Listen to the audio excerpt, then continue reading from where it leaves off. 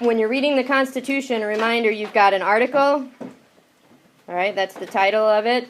You've got, underneath that, you've got a section, and those are labeled too. And then within a section, sometimes, and not always, you have a clause. So if you take a look underneath Section 3, Senate, there are 7 clauses. They don't say clause, it's just clause number 1 is numbers, clause 2 is classifying terms. So there's a total of 7 clauses there. That chart there in the middle of 250, it's not in the real Constitution, it's there to help you out and better understand it. So take a look through the 7 clauses and find a little more information about the Senate. Also look at the vocabulary to help you, the chart, and the closer look box. It will help you. So take a look at that and then we will discuss.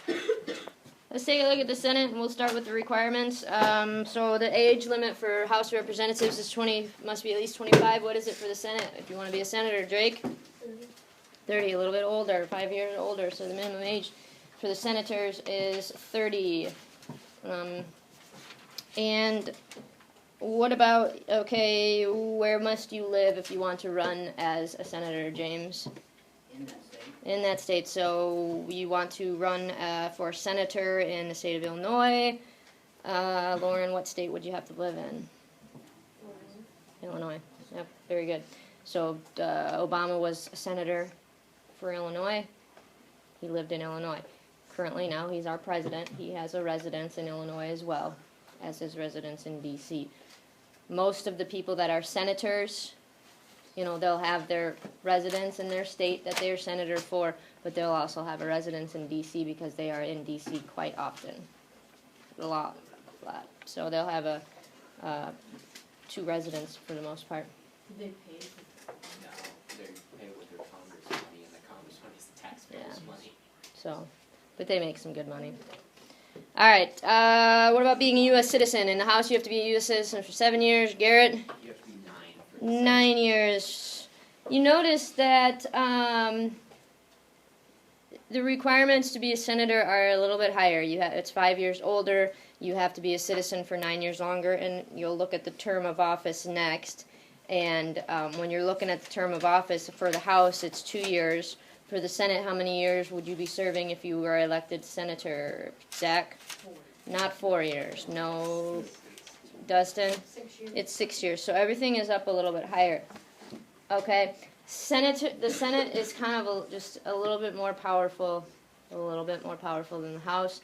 It's more of your stepping stone to vice presidency or presidency. All right. It's like that's the next step on your list is to become either vice or president. Since World War II, we have had 8 senators, 9 senators, actually 8 senators that have become vice presidents, and several men to go on to become president. Okay, Barack Obama went straight from senator to,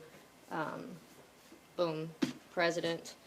So you do have, it's a stepping stone, so it just requires a little bit more than the House. Each state, we'll talk about that. Each state we know gets, I have that even in my notes. I do not. Representation for the Senate. Okay, representation in the House is based on population. What is representation based upon in the Senate? Garrett? There's 2 for every state. 2 for every state, period. No matter what. Okay, 2 per state.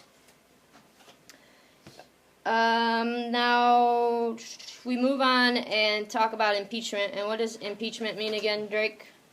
Peterson? The process of accusing a public official of wrongdoing. Very good. So, in the House, they have the power to basically do the accusing. They are the accusers over there. Okay. What is the Senate's responsibility in these types of things? What is the Senate's job, Eli? What do they do?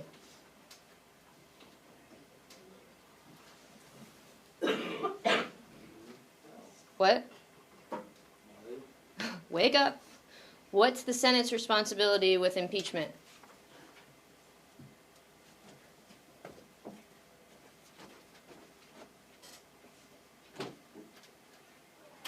The House brings the charges. What does the Senate do?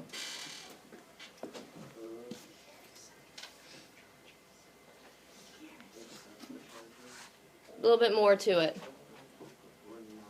Huh? Okay. Yeah. And so what are they doing then? What is it that they're doing? Yes, thank you. Pay attention, follow along. They are pretty much the jury. They have the power to try impeachment cases, as in a trial.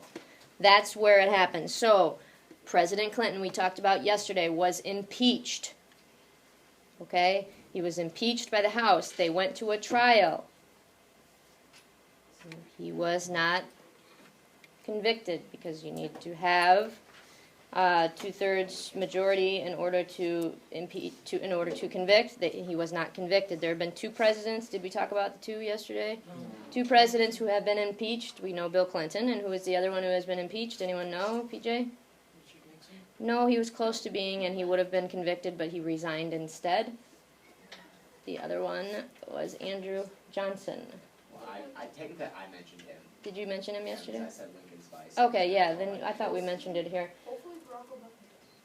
Okay, so there have been 16 federal officials who have been impeached. 7 of them have been convicted, and all of those that were convicted were federal judges. So that, what? I said, there you go. Yeah, interesting. So now we've got the impeachment. Let's move over to talking about the vice president. The vice president of our country has a responsibility in Senate. What is his job in the Senate? What does he do, Lena, in the Senate, the vice president?